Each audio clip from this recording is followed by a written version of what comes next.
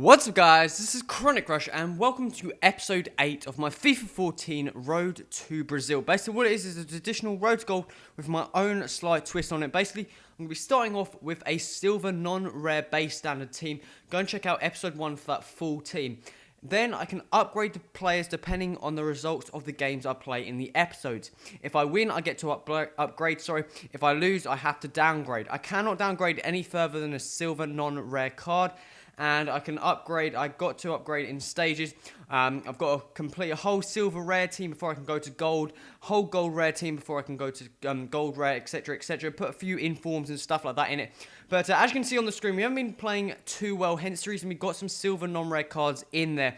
But we did actually fully build a silver rare team, so that means we can progress onto the gold cards, hence the reason we got a couple of gold cards. We're going to go straight in, we're going to go for Kanu to upgrade the silver non-rare centre back. We're just trying to get all the cards back up to their best ratings so we can continue on with some of the gold cards. But come against this kind of BPL bronze team with Akin Fenwa up top, and I know it's probably an okay team, but not for the team for my team. He's probably definitely got a disadvantage because Jobson here just turns his centre back and just sprints on through. No one's catching him, and he's just going to bash it straight past his keeper to go and make that 1-0 in the 19th minute there.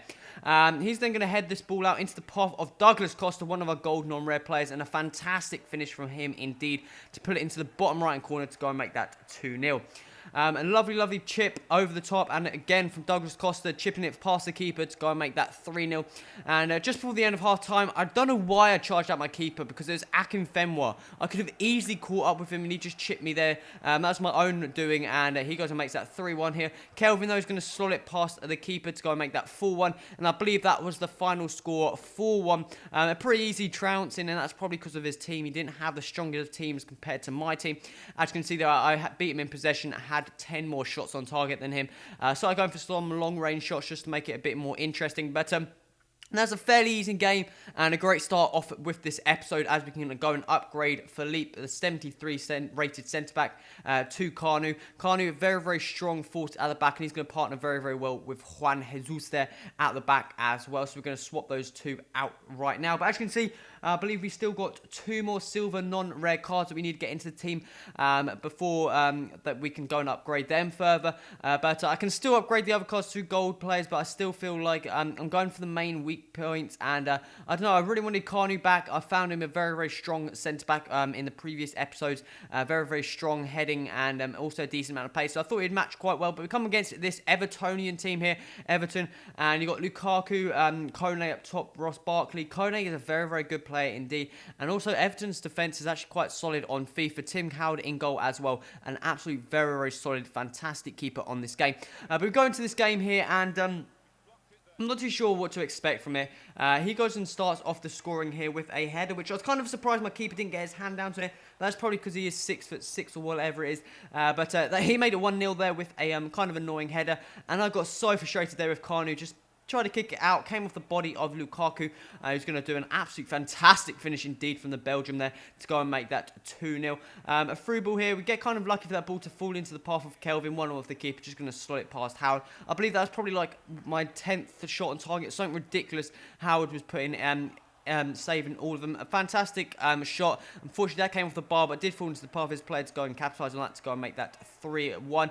We go and pick up a consolation goal here with a rebound. Again, Howard, he's just very solid in goal, and the only way I was scoring was like not even 1-1s, easy chances and rebounds. As you can see that I had 11 shots on target, had more possession than him, and it was just Tim Howard that is keeping him in the game, and some kind of frustrating goals to concede. But as you could see there, I was going for what player? I can't remember what player I was going for, but I was going for an upgrade. Okay, yes, I was going for what's he called?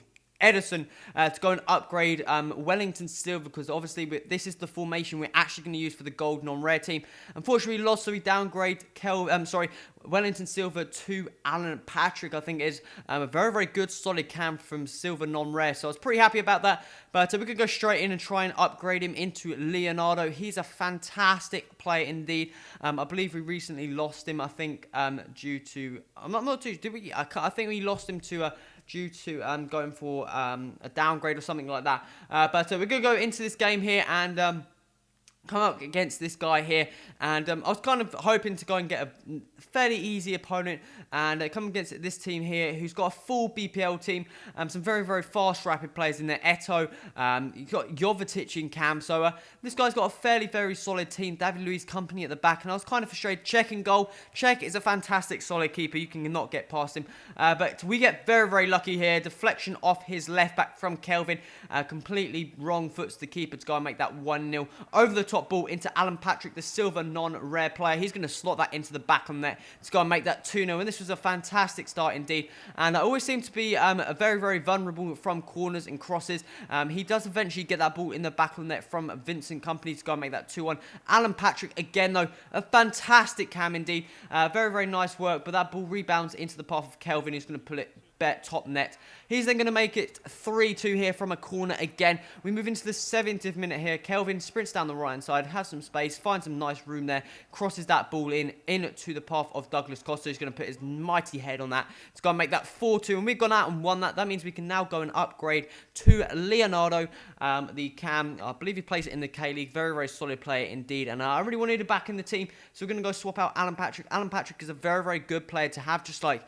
He's a fantastic player. As you can see there, I beat him on shots as well as possession, so probably deserved that win. He did have a very, very solid team, but this team seems to be performing a lot better with this formation change I did recently into the 4-2-3-1. I used to play the 4-2-3-1 second version, so I can utilise the wingers. But we can swap out Alan Patrick for... Leonardo, and that is coming towards the end of the episode, guys. If you like, so remember to hit that like button. Also, remember to subscribe. Stay tuned to the series, and any feedback in the comments will be much appreciated, guys. This has been Crush. Till next time, adios.